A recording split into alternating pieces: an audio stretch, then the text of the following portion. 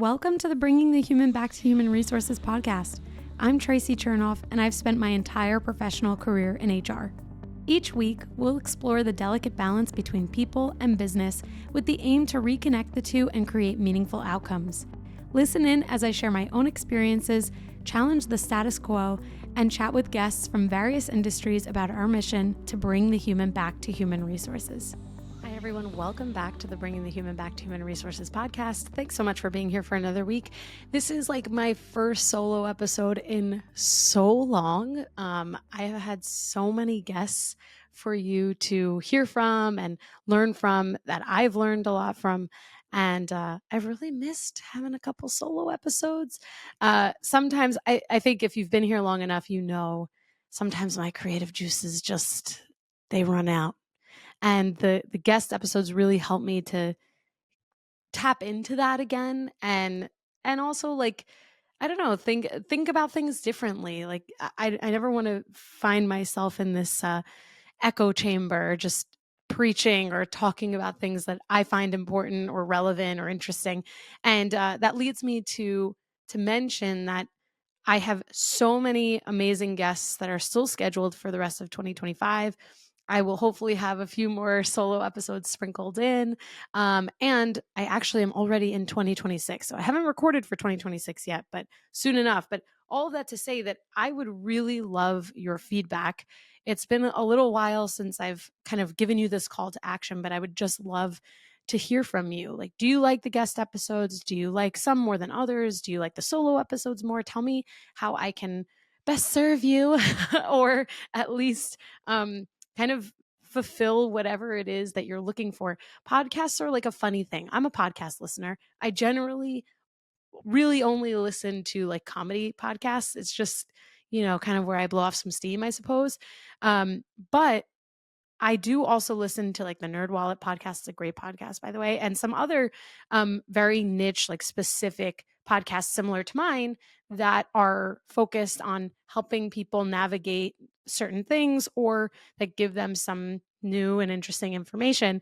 And so it's one of those things where I only know what I know. And obviously I've been doing this for like 4.5 years and my podcast has evolved a lot, which I love. But it's been a while since I've heard specifically from really anyone. Like, do you like what has come of the podcast? Do you like the content? Are you engaged on social media? It would just help me as I think about, you know, the next phase, the next year of my podcast and how I can really, again, best serve you as listeners who I'm really dedicated to. And I just appreciate always that you spend time with me every week and you listen to my rants or my opinions or guests' opinions. And so I really appreciate it. And, you know, there's never enough gratitude that we can express. I will always take the time to say thank you. So with that, you know, I'll leave it to you. If you have any feedback for me, reach out to me on Instagram, email me at contact@hrtraci.com, reach out to me on my website, hrtraci.com, so that I can, again, like, maybe further evolve. Like if I hear that everyone really misses solo episodes, I'm going to do more solo episodes. If I hear I never want to hear from you again, I only want to hear your guests, then great, I'll do less solo episodes. And ultimately, I'll always do what feels right for me, of course. But I would love your feedback. Feedback is a gift, and it's really important, especially as I continue to evolve my business. So thank you in advance. Okay, this week, I have a note for myself. I'm going to show you my note. Hold on, because I wrote it down. It's on a little piece of scrap paper here. It says, SHRM certifications, need them, covering LOAs, and then the rest of it is ripped off because I wrote, I think, our Chinese food order on it. Classic. So I wrote this down because someone had asked me, I think I was working with a client of mine, and they said, like, you know, do I need to pursue a SHRM certification? Do I need any certification? And this person was already in HR. Yeah, this was a client, actually. I was thinking, like, was this someone that I was mentoring? No, this was a client, someone in HR. And she specifically had around like 5 years of experience. And she, you know, wanted to go for a new role and kind of evolve her HR career. And she just wasn't sure if she wasn't getting a ton of traction because of not having certifications. So I've done episodes like this before, but really you can never talk about this enough. In my opinion, and this is just my opinion, I'll always tell you, seek out other opinions, don't just listen to mine. Um, I don't believe that certifications are abundantly necessary for anyone, but especially for people who have HR experience, like on the ground, so to speak, quote unquote. Meaning, if someone has experience working in HR or talent acquisition or some sort of like adjacent type of role, like maybe they're a people manager, for example, and they deal with a lot of employee relations, performance management, and things like that, that a certification is really potentially not necessary. And especially if this is self-funded, it could just end up being a waste of money. It really depends. I do think that there are circumstances where people benefit from having certifications, and those are people who don't have any working experience at all, or especially in HR or an adjacent type of field or role. And the certification gives them that insight that they otherwise don't have from on the job experience. I've shared before, I don't have any certifications in HR. I don't plan on getting any ever. It's just not where I believe my time is best spent, because I have over 10 years of working experience in HR. And further, I have a master's, and sometimes you learn different things. That's not a word, but certain or different things about this career. I did a master's in public administration. But you can do masters in different things, whether it's business administration or even HR management. You learn different aspects of managing people, managing businesses within those programs. And to me, a master's is stronger than having any certification. Not everyone wants to pursue a master's. It's an expensive thing. And mine was self-funded. So I totally can appreciate that not everyone wants to spend the money. But, if you get a little bit of tuition reimbursement, which I did, I got a little bit when I was still working at Target, then it could be worth it. And this is where I have this caveat that if you have the opportunity to have your professional development or your education compensated or covered by your employer, certifications included, there's no harm. Like, is it totally going to be the thing that like catapults your career? Probably not. But if your employer is paying for it, don't leave money on the table. So it's one of these things where it's like, sure, you can do it, but like if you're going to pay for it yourself, it really depends. Like it might not be worth your money or your time. And so all of this whole conversation that I had with my client came down to, okay, you have the experience and you're asking this question, why? Like, why is this coming up?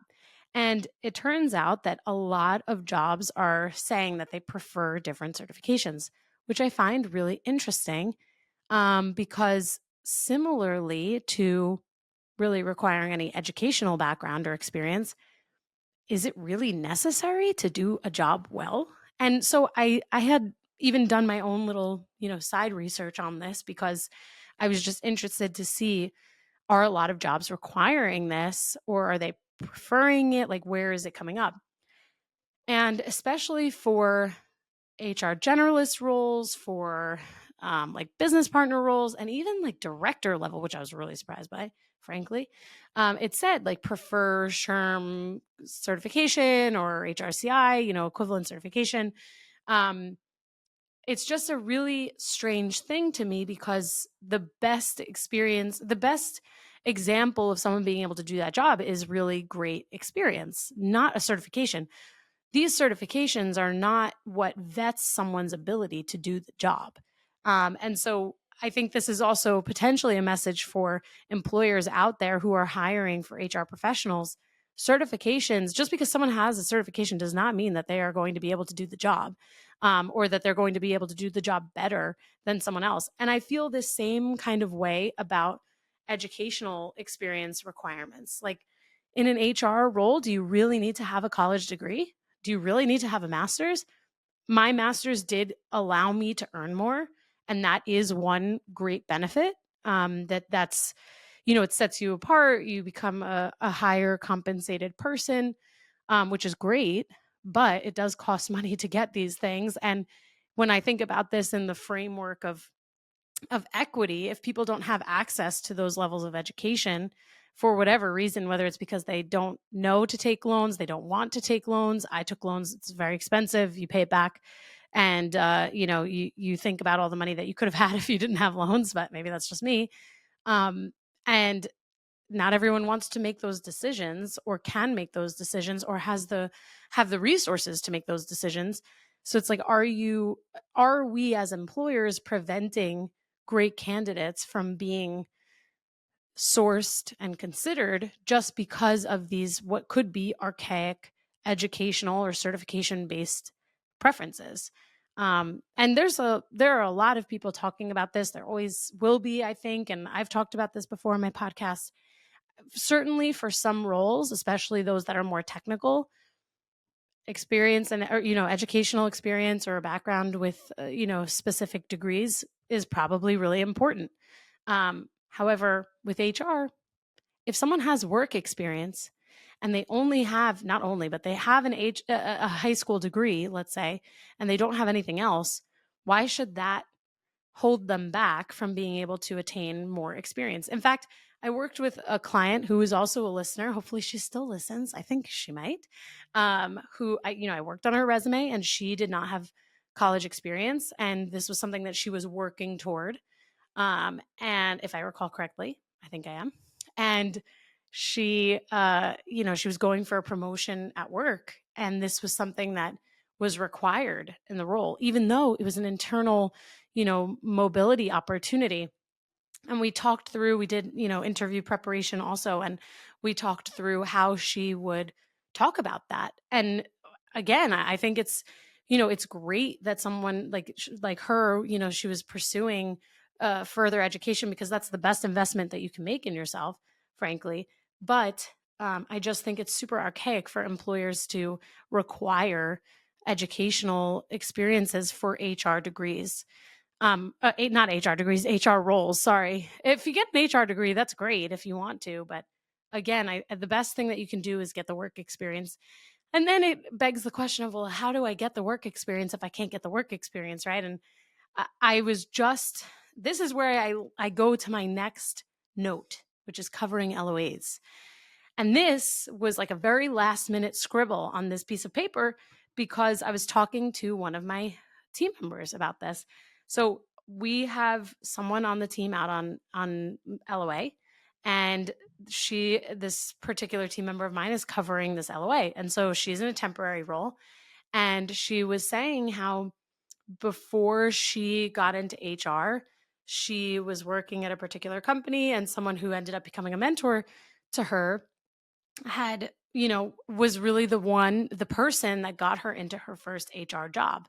And and frankly, I think that's really how it happens. You have to be connected. You have to demonstrate that you have, some of these natural skills like being a problem solver and conflict resolver, and you have critical thinking and you pay attention to details and you can analyze things, right? All of those typically innate skills that people either have or don't have tend to be a really good match or profile for an HR career.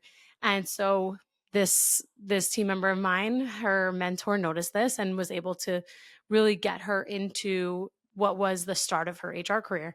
And it ended up being, she had just shared this with me actually yesterday. She had shared with me that this particular mentor said that she, really likes covering leaves, whether it's maternity leaves or other types of leaves, because you get a ton of experience that sometimes you otherwise wouldn't. And she ended up, I guess her mentor ended up doing just that. Like she was pretty much just going as a temporary employee through every opportunity where she's covering these leaves and she's getting all this experience in industries. And lo and behold, here my team member is covering a leave. And all of this came up because I asked her how it was going. And we were, it was basically doing a pulse check because I always want people to be happy, whether they're temporary or permanent, it doesn't matter. They're still having an impact on people and an organization, and they're still hopefully taking something positive away. And she was saying how she's learning so much in this LOA coverage and that it's been a great experience. So obviously I was happy just as her manager on that. But um, when I think about this in relation to SHRM certifications and educational, like it was just helping me to realize that getting into HR or developing an HR career that's strong and sets you up for all of these next steps or your dream role within HR, it's not always linear. It's not like TA, recruit or coordinator, and then um, HR admin, and then HR generalist, and then HR business partner or payroll manager. Like it doesn't always work that way. Sometimes you have to pivot and you have to find other ways to grow your career. Maybe it is through a certification like HRCI. I would go with HRCI over SHRM personally. Um, or maybe it's through leave coverage. Because when I see someone who has experience covering leaves, for example, or working in a temporary capacity, these are people who can hit the ground running, make quick impacts, are able to get up to speed really fast, are smart because that you have to be really agile and be able to just like get it, right? And I was just really I had this reflection point where I was like, "Oh, wait. This is another great recommendation that I can share with all of you if you're finding that you're maybe a little stuck in your careers and you're not finding that next step the way that you want."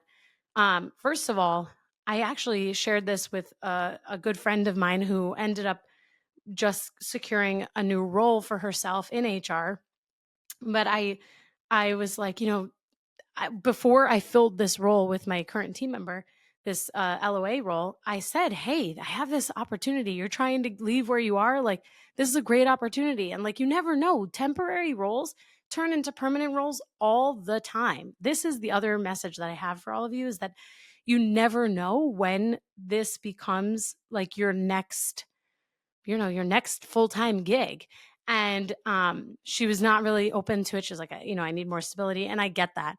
However, if and I shared this with her too, so don't think I'm speaking badly about my friend behind her back. I'm not. She knows that I shared this feedback with her. When you look at the bigger picture and you see the opportunity to like be in a new industry without having to like go through all of these interviews to try and be like that full-time person, because it's very hard sometimes to switch into industries, like especially to get into tech. These are amazing opportunities to get your feet wet and to kind of sharpen your tools within a particular industry, but also, you know, sharpen your tools within your own career. And you can demonstrate, and in a lot of places, leaves are longer than 3 or 4 months. It depends, right? What type of leave it is, but you get to have all of this experience. You make new connections. You have hopefully a really positive impact on a new organization, and you're meeting new people who hopefully give you recommendations or refer you for other things. And you expand your pool, you expand your network so much in just a few months.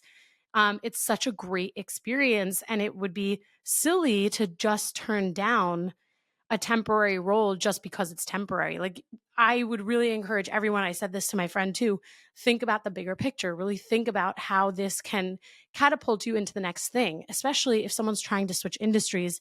At the end of the day, when I was looking for a leave coverage, like a temporary person who my team member is now, in the role for, I was like, I don't care what industries they've worked in. I need someone who has some HR experience, not a ton, but some, who can hit the ground running, has the chops to be able to do the work that needs to be done, and all with a good attitude, right? And so this is where it's like, if someone's trying to break, I don't know if you can hear my daughters laughing in the background. If you can, hopefully it brightens your day. The mic picks up so much. Anyway, it's like this is where you have the opportunity to do so much more in such a short period of time. I think one of the hardest things that I encountered was switching industries, going from retail to tech.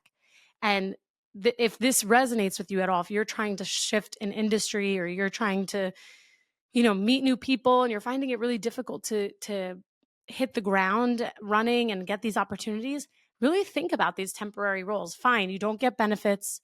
Maybe, things look a little bit different in terms of how you work or what you earn. But if you look at the bigger picture, you could potentially walk away with a whole lot more than what you started out with. So all of this to say, the certification thing, again, depends.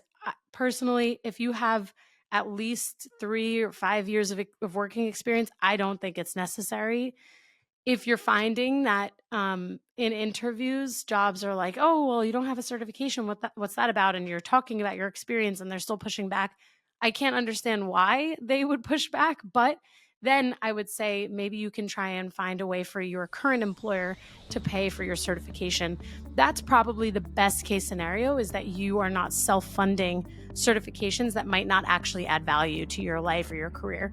But again, I think HRCI has good certifications and they're quite strong, the courses. And I just tend to prefer them to SHRM. And I've talked about this, but we'll see how it evolves. We'll see how these requirements and preferences from companies evolve.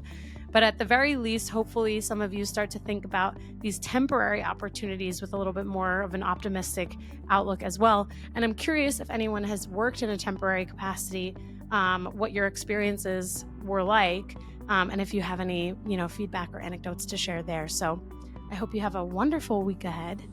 Thank you so much again for tuning in. And as I mentioned in the beginning of the episode, if you have any feedback for me, let me know, email me, connect with me on Instagram, message me on LinkedIn, wherever you can find me. And I appreciate it. Thanks again for listening. Talk to you soon. See you next week. Hey, just before you go, don't forget to subscribe to this show so that you are the first to hear when an episode drops each week. And maybe leave a 5-star review and a comment about how much you loved this episode. Plus, if you have someone in mind who would really enjoy this episode, make sure you share it with them. Thank you so much for tuning in, and I will see you next week.